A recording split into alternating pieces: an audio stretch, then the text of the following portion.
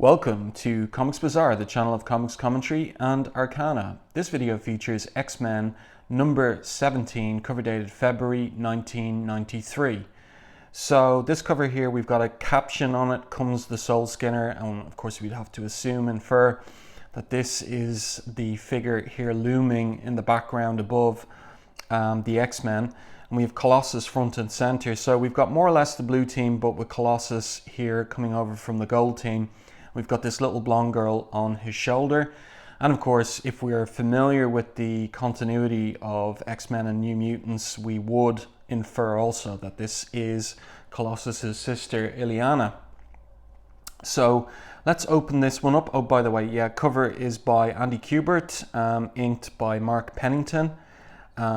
So let's open this one up now. We don't have a splash page to begin, but we have an establishing shot of what turns out to be Colossus's parents' farm. So here we're told the sun shines over the golden fields of the Ustor Dinsky farming collective on Lake Baikal, Siberia.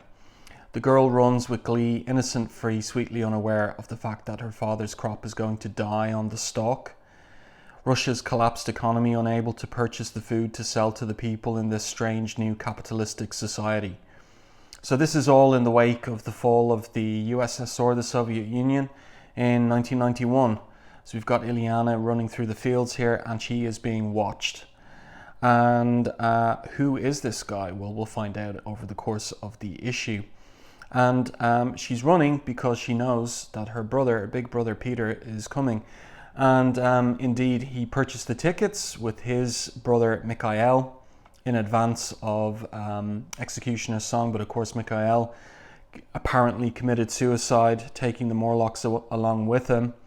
And so Peter is going home with a sadder mission to tell his parents about their eldest child, Mikhail, that he was alive all along in another dimension.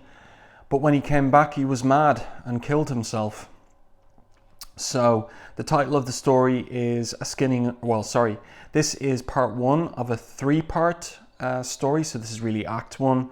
And the story as a whole has the title of Skinning of Souls. And part one is Waiting for the Ripening. And the creative team here, Fabian Nicieza, writer, Andy Kubert, penciler, Mark Pennington, inker, Chris Eliopoulos, letterer, and Joe Rosas, colorist. And something else I want to note here is, we've got color holds here with the readout from this guy's like automated binoculars or binoculars here. And in the older technology, that would be a color hold, but I'm pretty sure that at this point Joe Rosas is doing color separations on his computer. So the gradations of color here look more nuanced than you would get with the traditional 1980s color separations. So we're into the era of digital separations, and it looks good so far. Flat colors, yes, looking good, not overdoing it, but past the period of hand separated comics, I would say. So continuing with the story, Illyana's running through the field to her father here, and everything's translated from Russian, so this is Peter's father. And interesting to note that Illyana hasn't been seen in the X comics since the end of Inferno in New Mutants, when she was de-aged and when she went back to her parents in the USSR. So she hasn't been seen for about 3 years in comics. And there they make their way down to the farmstead. And this guy is smoking a cigarette here and thinking that it's been a long time since Peter has been back to see his family. So Illyana is being monitored. And now we switch scene to the Siberian oil rig town of Neftalensk off the Lena River, and it's paying host to two strange visitors. And these turn out to be Darkstar here, a member of the Soviet super soldier team, and she's a mutant though, and also and formerly when he was a member of the Champions, a love interest of Bobby Drake, Iceman. And this character here is another mutant. His mutant code name is Blind Faith, and he is a priest, in fact. So the two of them are here investigating this particular town, and they have discovered that the town's population has been erased psychically. Darkstar says they seem turned off somehow. It is most unsettling. And Blind Faith says, I'm standing in the middle of a crowded street, but other than you, I cannot sense the presence of a living soul for miles. So what is going on here? And look at this Siberian driver of the car. Looks a lot like Lenin, yes?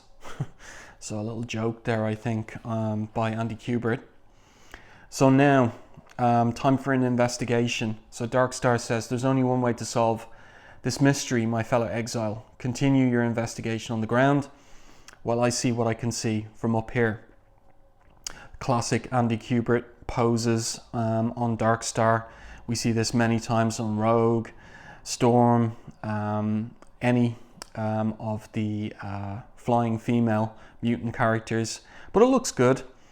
And we're told Lenya Petrovna, the young mutant known as Darkstar, finds comfort in the solitude the cold early evening air brings her. She has had problems of her own of late, feeling very ill at ease with her powers, as if something were twisting her dark force energies inside her like a corkscrew.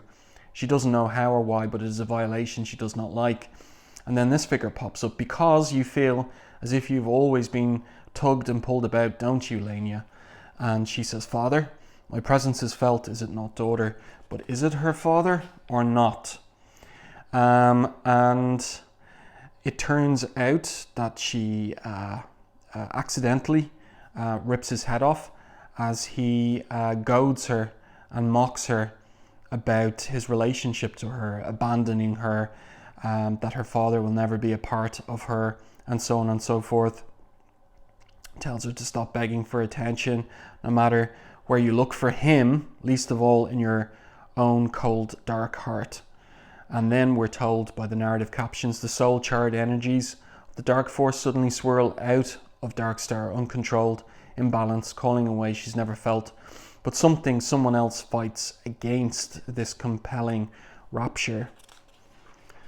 And she ends up unconscious, and Blind Faith here asks himself, what happened to her? I lost our mental contact, as if someone had wiped a blackboard slate clean, not even leaving a spiritual resonance in its wake. So whatever's happened to the town's populace has happened to her. So he continues to think here, who could have enough psychic power to do all of this and still remain masked to a telepath of my abilities? And so whoever it is speaks to him now. I could, Alexei Garnov, show me your layers of pain, my little mutant fool. So much of it inside your kind, isn't there? Would that I had sooner played with all of you. Your father did that? For shame. So we don't know what's going on here and what's in the background here. This character, by the way, it's just come to my mind, Father Alexei Garnov, Blind Faith, first appeared in X Factor Annual number 1. So Nicieza bringing him in from continuity for this story. And the same thing happens to Blind Faith as happened to Darkstar. So they're out for the count. And now we switch scene to Red Square, Moscow, and we have a meeting of these three men who, in the course of their dialogue, we learn who they are. This is Colonel Vazhin, last seen in the X comics back in the Moor Island Shadow King saga, and this guy was the Soviet equivalent of Nick Fury, but now in the wake of the collapse of the USSR, these guys are still around, but their roles have changed somewhat and are a little bit confused.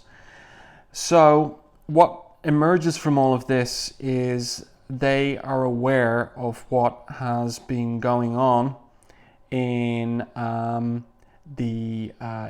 that town in Siberia, and they're looking to know whether Vazhin has an asset that can be used to go in and investigate, and he does, and it's Omega Red. So we haven't seen Omega Red in this title since issue number 7, so he's about to come back.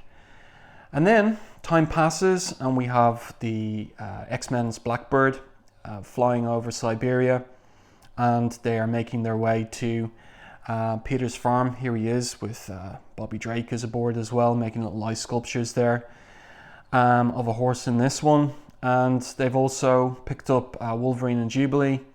So we're told here our encounter at Tyratum nearly cost us an entire day, but that's when they collected Jubilee and Wolverine. Bob Harris there vaguely saying recent issues of Wolverine. We're talking about issues 66 to 68. So this is after Wolverine 68. And, Colossus is saying that because it's his family, they'll understand the late arrival. And Cyclops here reminded by the word family of what has happened in recent weeks in the course of the Executioner's Song story. And Psylocke here comforting him. Cyclops, she says, after everything you've been through, was it really necessary for you to come on this journey? Perhaps you're pushing yourself too hard. As she puts her hand on his, and he says, maybe I just needed to get away from the mansion for a few days, Betsy, with X-Force still there and all the questions churning inside me about Cable and Strife. So this isn't exactly an epilogue to the Executioner's Song, but we do see Cyclops struggling in the course of this issue with the aftermath, the apparent deaths of Strife and Cable at the end of that story. And the dialogue with Psylocke continues. I think I needed some space, he says. I needed some time to think. I can imagine, she says, it must be difficult to maintain any privacy when the person you love is a telepath. And that distracts him as he has this kind of daydream fantasy of kissing Psylocke. And this is a little subplot that Nicieza has been playing around with since, or that has been played around with in the X-Books since X-Men number 8, when we first got wind of this little flirtation by Psylocke towards Cyclops. So he's distracted there, and then the focus goes back to Bobby and Colossus, and now we have the arrival of the team via car, not the Blackbird, to the farm, and Illyana's reunion with Colossus. And of course his parents, his mother and father. And here we've got the X-Men smiling in the background at the reunion. And it's being watched. The farm is, of course, still under surveillance. And we get an identification for this spy. And he is a spy. And his code designation is Flagwatch number 133. So who is the object of his surveillance? And he's working for Colonel Vazhin. So he's on the phone to him. And now the scene switches back to the X-Mansion. And I really like this establishing shot by Andy Kubert here. We've got our view on the mansion from the woods that surround it, and he's included these 2 deer. And he didn't have to do that. Obviously, he's used photo reference for this, but he didn't have to do that. But it just is nice, and it gives character to the establishing shot and the picture that we have of the Xavier estate. And then we're out around the back of the mansion at the swimming pool, and Rogue is still suffering from being blinded by strobe during Executioner's Song. And we've got Gambit here putting her through a trust exercise. So he's there telling her, rule number 1, trust the people you care for. Now keep walking. You got another foot or two as she walks the plank. And she goes over the edge, but he pulls her back. And the lesson he's teaching her is this one. Rule number 2, you're very vulnerable right now, so don't trust anyone. And observing all of this from the mansion is Professor X. And he thinks to himself, you play a dangerous game, Gambit, but that seems your speciality, doesn't it? Of all my X-Men, you are the most unknown to me. You want Rogue's love, but you don't want to fall in love with her, do you? You want her to declare herself yours, but you will not commit to her. Why? A dangerous game for her, but even more so, I fear for you, he thinks. And of course, you know, in the background, going back to Uncanny X-Men 287, is the X-Trader plotline, which we haven't had much to remind us of in the course of issues subsequent in X-Men and Uncanny X-Men. But we're being reminded here that maybe there's something else going on with Gambit, his intentions, and this is all set up for you know, like a question mark hanging over Gambit again, in terms of his bona fides with respect to the X-Men. And then we have this interesting little bit here with Hank the Beast wearing a suit, which is pretty cool looking, but asking rather Professor X if he has a moment. And I like this little character bit where he addresses the professor by his first name. So of course Beast, a former student, but now speaking to Professor X, you know, informally, man to man. Charles, do you have a moment? So Professor X initially thinks it's about his rehabilitation after being purged of the techno-organic virus that was shot into him by Strife. And the Beast says, I know, Professor, it's not about that. It's personal, actually. It's about me. And then he's interrupted by Storm. She truly interrupts. And they're all in costume here. And it seems to be an urgent matter to do with Warpath and Cannonball, who's now leading X-Force. And X-Force are still being officially detained at the X-Mansion. Beast walks off. He says it's all right, he can wait. And then Storm here explains that Sam and James have asked if they can. And then Cannonball speaks for himself. He says, sir, we just found out about the death of the Hellions and the White Queen's coma. So that's referencing Uncanny X-Men 281. And Warpath says, we have to put the Hellions to rest, Professor, because of their history together. Guthrie and I need to go to Nova Roma in Brazil to tell Amara Aquila and Manuel de la Rocha what's happened.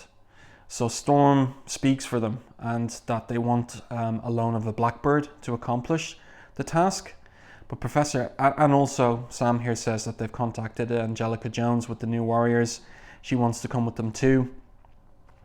And Professor X says no.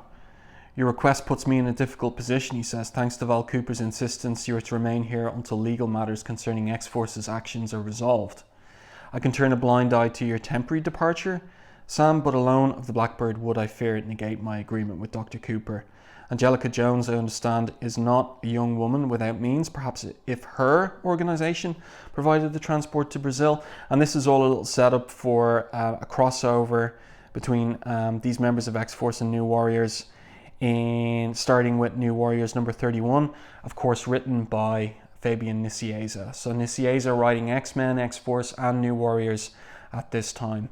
A busy man and probably making a lot of money from juggling those various titles. And here our scene switches to Tokyo. And there's a fight going on with this mysterious female figure taking out these Japanese thugs.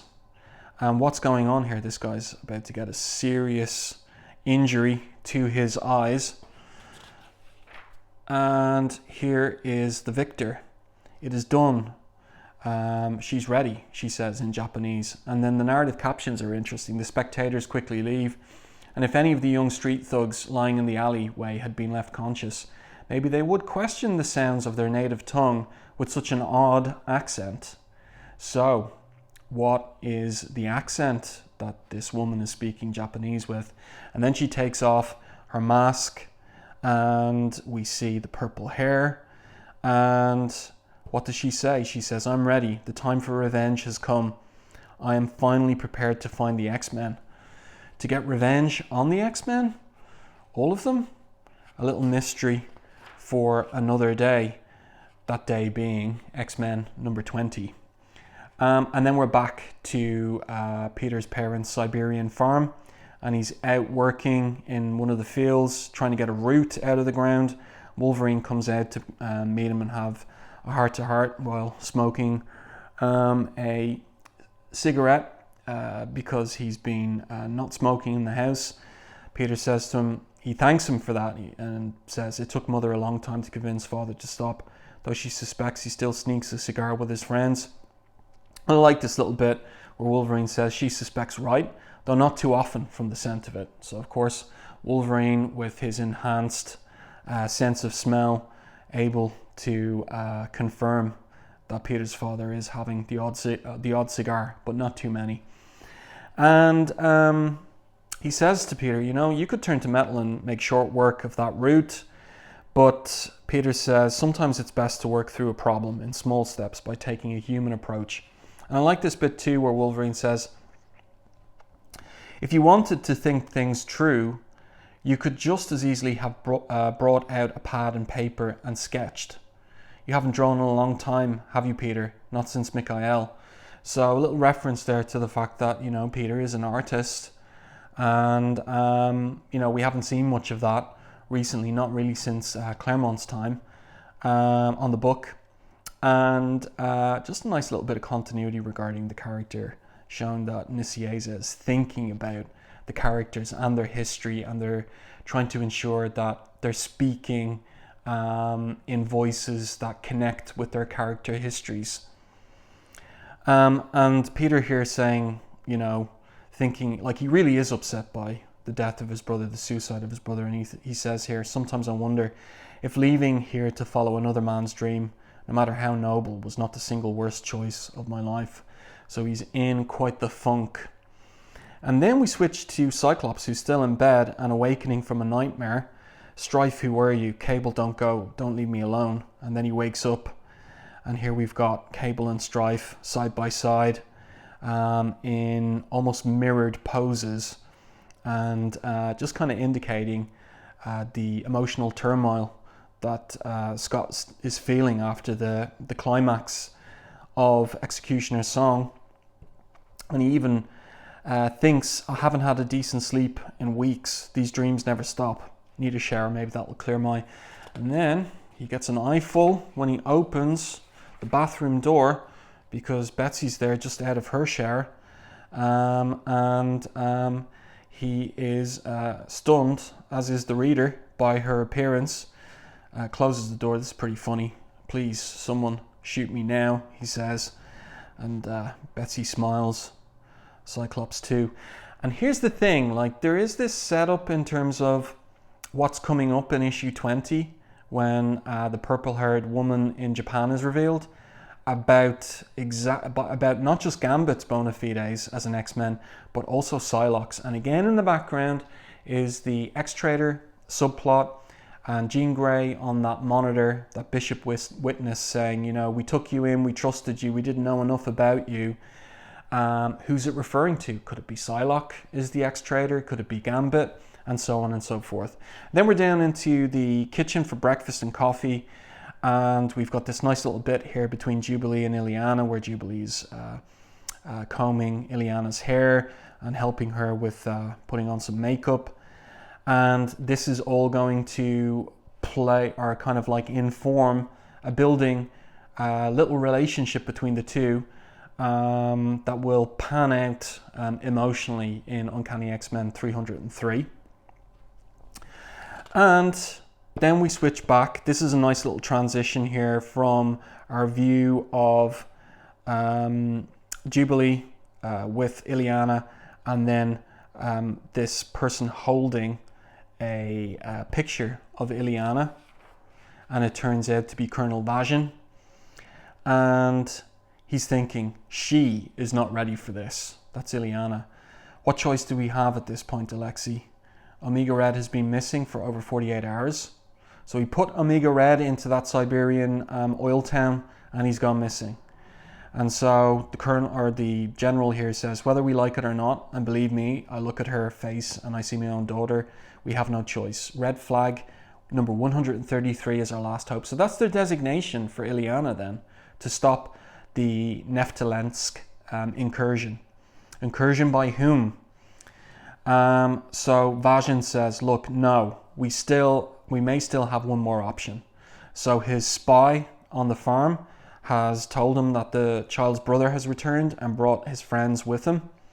So Vazhin says, we are just going to use the X-Men to do it, to send in to the Siberian town. And then this is our setup for next issue. So we're going to have this mysterious figure here who's responsible for what's gone on in the town, the Soul Skinner, and Omega Red. And that's a pretty cool image of a leaping Omega Red by Kubert. So there you are. So part one of this three-part story. Everything's set up for a showdown in the next issue. I do hope that you enjoyed this review and commentary on X-Men number 17. If you did, please like the video. And if you haven't done so already, subscribe to the channel and stay tuned for more content like this.